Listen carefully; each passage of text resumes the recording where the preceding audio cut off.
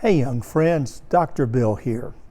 I am so glad that you've chosen to spend a few moments with me. We're going to finish up talking about some of the characters that show up in the story of Jesus' birth. So far we've talked about Mary and Joseph and the shepherds. Today I want to speak to you very briefly about the wise men. Now the wise men were also called magi. And they were known because of their interest in astrology. In other words, they studied the night sky. They looked at the stars and noted the stars' location in space. They believed that any time a new star appeared, or if something in some of the constellation of stars shifted, they believed that that meant that something momentous and important was happening on the earth. So it seems that one night, while they were gazing at the sky, they spied a new star, a very, very bright star. And because of its location, because of its brightness, they believed that this star meant that a new king had been born. They decided that they needed to follow that star and go and pay their respects to the new king. Now, we don't know exactly where the wise men were from. Matthew tells us they were from the east. Anyway, wherever they lived, they'd made a long journey in order to get to the land where Jesus was born.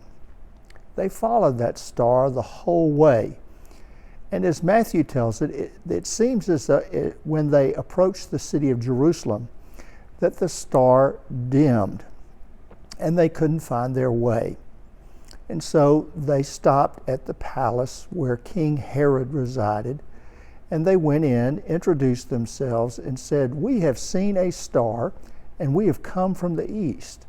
We believe this star means that a new king has been born, and we're here to pay him homage." Well, this news upset King Herod terribly. He was the king, and he didn't want anybody else to be king except him. And so he decided that he would set a trap for the wise men. He would help them find and locate the Christ child, but once he had done that, he would then set out to kill him. Well, to help the wise men, he called on all of his own specialists and experts in scripture and everything else, and said, "You need to tell me where the Christ child or the new king is to be born." Well, these scholars and experts studied scripture, and they came back and said, "It's in Bethlehem. It's in the city of Bethlehem. That's where you'll find the new king." So Herod relayed that message to the wise men and said, "Look, when you found him, come back and report to me so that I may come and worship him as well." With that, the wise men departed King Herod's palace, and as soon as they did, they recovered the light of the star. It shone brightly, and it led them not only to the town of Bethlehem, but to the exact location where Mary and the Christ child were. When they found the Christ child, the wise men entered, they worshiped him, and then they gave him gifts of gold, frankincense, and myrrh. Now there's several important lessons that we can take from this journey of the wise men, lessons that are very, very important for us. First, it's always important for us to follow the light that we have. I'm impressed by the fact that the wise men, the magi, set out on a long journey. They did not know where they were going. They didn't know how long they would be. But they had seen the light and decided it was important for them to follow it. Now, we don't get stars in the sky, but we do have moments where we have sort of an insight, maybe a thought. Maybe we get the idea that there's something out there that we should do, something that we should chase. Well, the wise men say, hey, it's important to do that. As a matter of fact, one of the important parts of believing in God and following God is going where God leads us. And we're not always sure where we'll wind up. We're not always sure where that journey will take us. But as the wise men show us, the journey is worth every bit of effort. The second thing that I'm impressed with about these wise men is that they worshiped the Christ child. Before they gave the Christ child their gifts, they gave him themselves. They prostrated themselves. That is, they knelt before him. Think of that.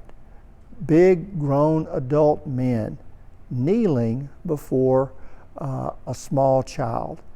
And that's important. They humbled themselves and said, "You are the new king, and we are here to honor you." And so before they gave him anything out of their treasure, they gave him themselves. And that's very, very important. And then the last part of this story that's important, for me at least, and I hope for you, is the fact that they refused to follow through on Herod's plan. Matthew tells us that the wise men dreamed, and in that dream they understood that Herod had evil intentions, that he was going to find out where the Christ child was, and he wasn't going to come and worship. He was going to come and destroy the child. Well, they got wind of that, and they decided that the Christ child was so important that they would go home by another way. So what that says to me is that they said, Herod, your plans are evil, and we're not going to participate in that. I think, again, another important part of faith is that we recognize when people don't have good intentions or good motives.